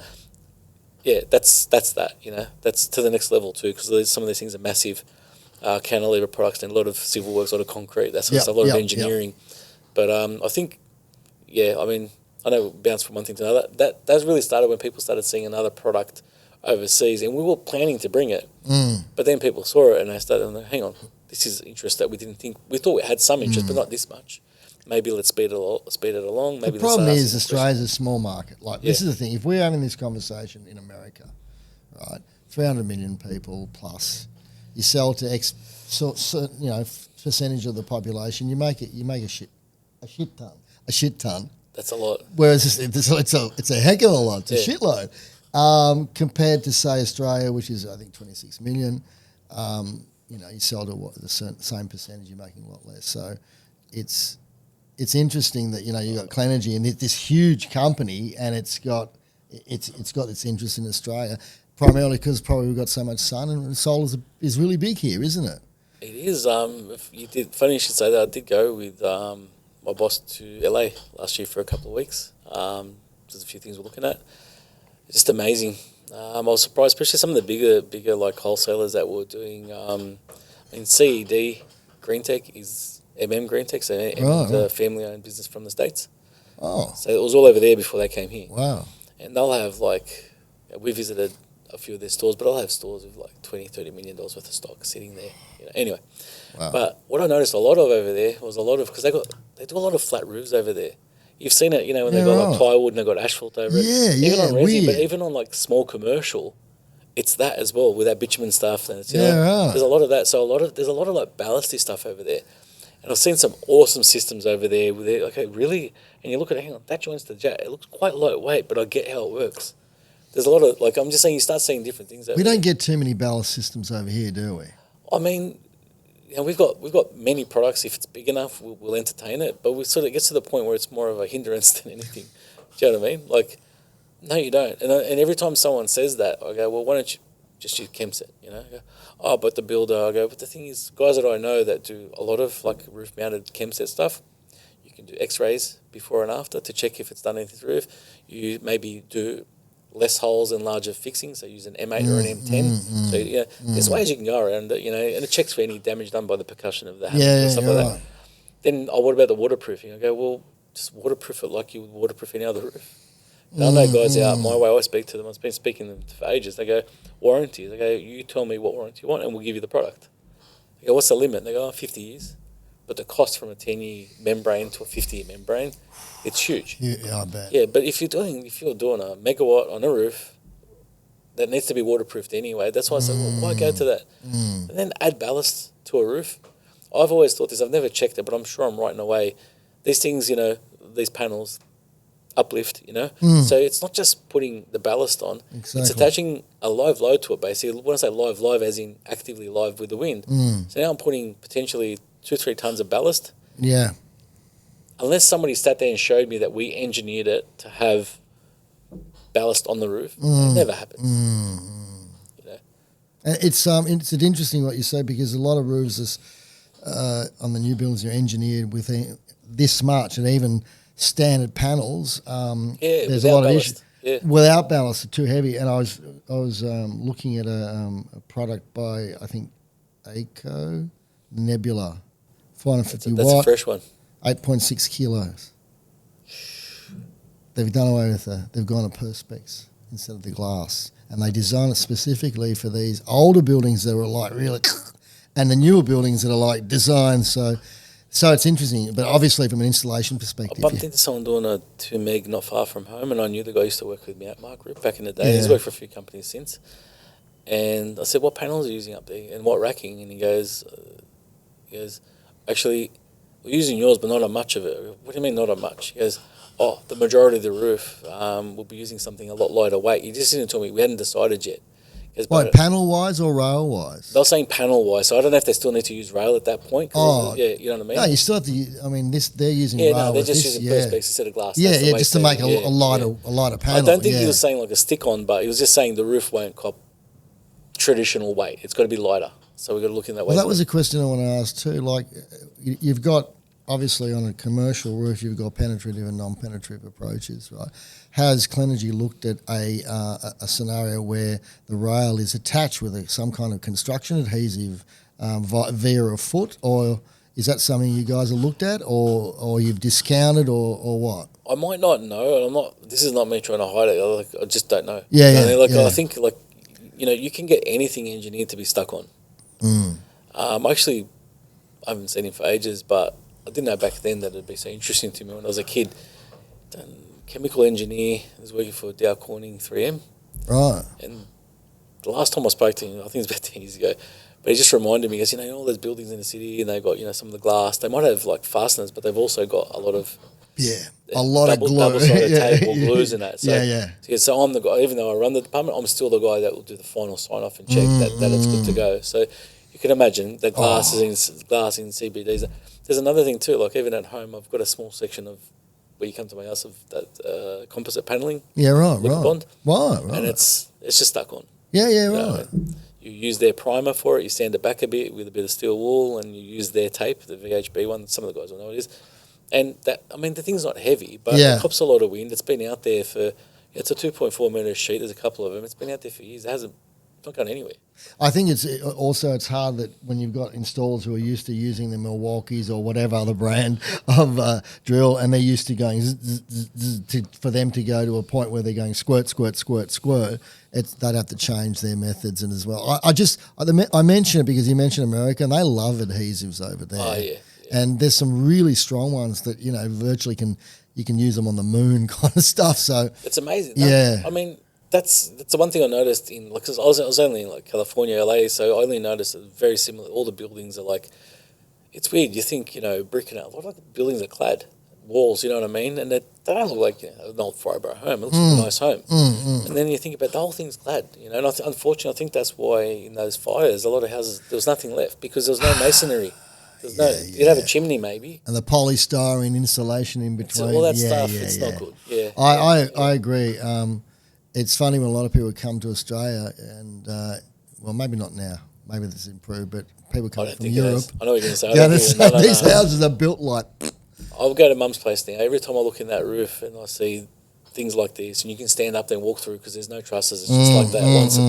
You know what I mean? Like, well, they built it to take to last. Yeah, absolutely. Yeah, they built it, and they used to all the hardwoods, and they used to frame them green and allow for shrinkage. They were that good. And you get those timber members now, and some of them you're virtually breaking drills. It's so hard. Yeah. Beautiful timber wood. Though. Think about those cobalt branded stainless steel drill bits that people have to use. I remember. Oh, you mean there's that, tungsten, isn't it? Yeah, tungsten. When you're pre-drilling. Yeah. Like, and I feel sorry for anyone who gets that job that didn't expect it. You're going to do $100 in drill bits. I know, and it'd take a long time. I've seen them with a brand new one drilling, and it's just smoking. It's not even been in there for 3 seconds. Now that's like, wood. Yeah, I like wood because I used to make a bit of like furniture out of reclaimed stuff, and some of it, like you're blunting shit left, right, and centre. We got to talk about batteries. Yeah, Clenergy's got some batteries. Oh, we do. You have to have batteries. You can't not be in this industry and not have batteries. Look, but that's a completely different thing from racking. It is. It's just. I think the thing is too. It's like you're trying to. Look, we're talking about like how we mentioned earlier, like how we're offsetting and how we do manufacturing and how we other practices that we do. But batteries has been something like we spoke about for a while. Like we've got that little range. We still sell a few of them, the little portable batteries and stuff like that. But they're sort of just easing us into stuff like that. So we've got like a product right now. Just because I'm not fully spec'd in on it, it's a combination of an inverter and a battery. And I think we're making one of them in-house now, and the other part's still third party. And the aim is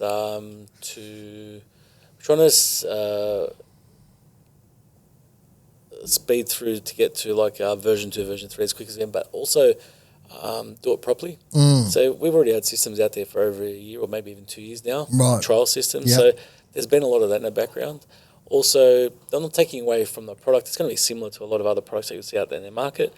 But also just getting that feedback of the best thing I've seen when I go to the office is the amount of staff that we've got now to support the ESS.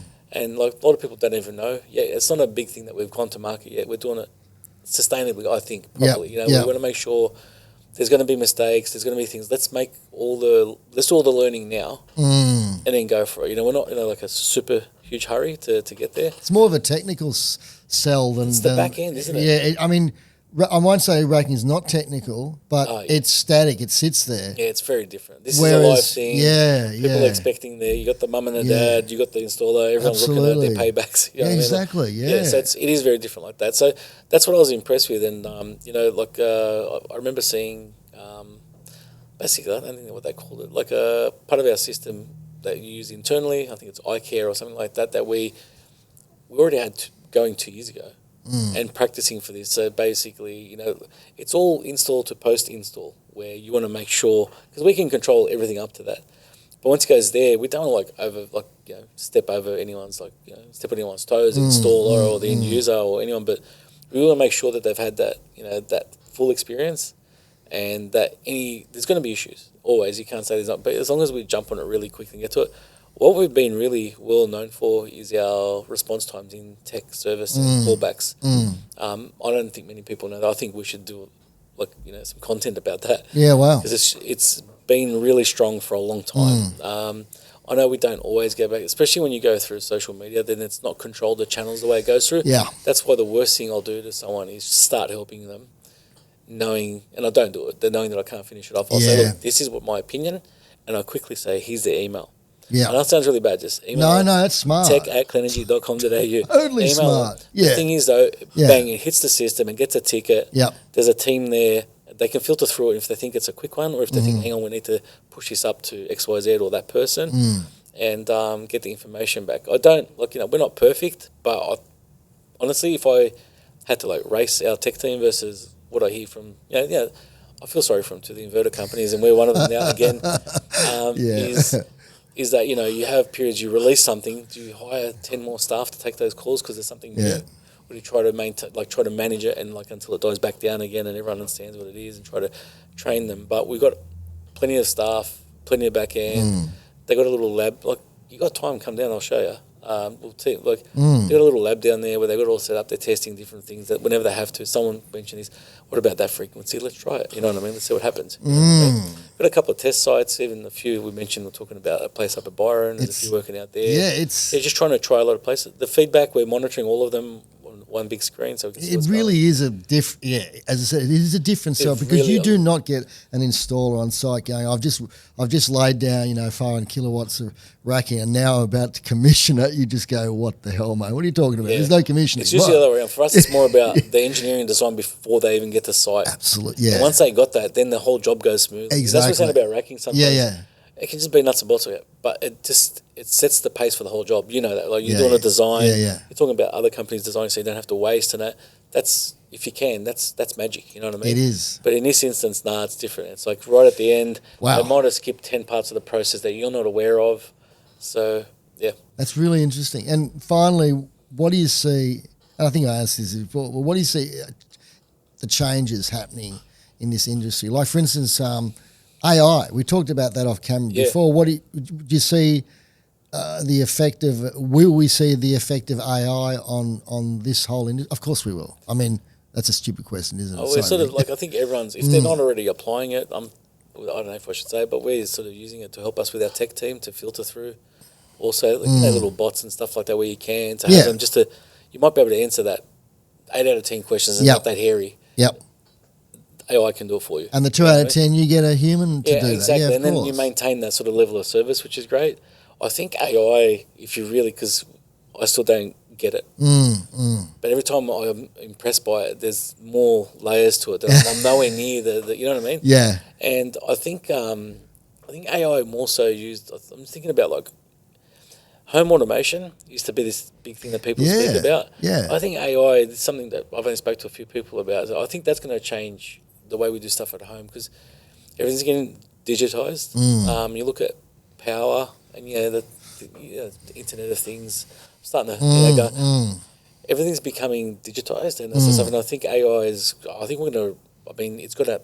Well, two things. It's going to make a lot more data centers, so we have to put solar in there. Oh, I know. Wow. They're power hungry, right? So that's something I'll talk about being a few things I mentioned about being responsible with how you use AI. I know it sounds, but then you got to remember it's using a lot of power to do stuff sometimes. Massive amount. But then are you saving time by doing it and saving energy? Maybe you are, But I think it'll be able to help all the industries, but in our industries, I think it'll help us understand if you have a really smart house, you plug in, it's there now, right? You get home, you got to have 50 or 90 kilowatt hours of battery in a car.